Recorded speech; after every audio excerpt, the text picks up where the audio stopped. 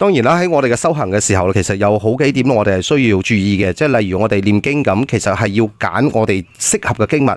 有啲經文咧唔係話到所有人都適合嘅。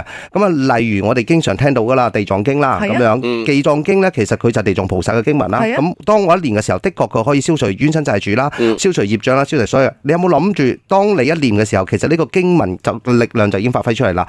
佢就喺度外溢四散，好多有情眾生佢就會過嚟呢度聽，聽咗之後唔係佢哋去搞你，因為經文喺度，佢哋只係想享受經文啫，包括自己嘅係想聽經，但係你有冇諗過，就等於好似我哋屋企咁樣，即係我開咗個 party， 跟住好多人過嚟玩，佢玩完就會走噶啦。冇人搞到衛生㗎，咁啊亦即係話嗰啲陰氣佢哋就會殘留咗喺度，咁陰氣殘留咗喺度嘅時候，咁我哋係屬於咩角色呢？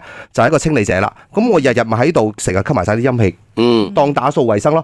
咁我咪變到好陰咯。當我一變到陰嘅時候，我嘅運氣啊、霉氣啊，所有嘅嘢就開始上嚟啦。咁啲有情眾生見到我咁霉啦，我行出街，跟住佢哋都會跟住我呢啲霉氣過嚟㗎。其實就係佢哋嘅殘留物質。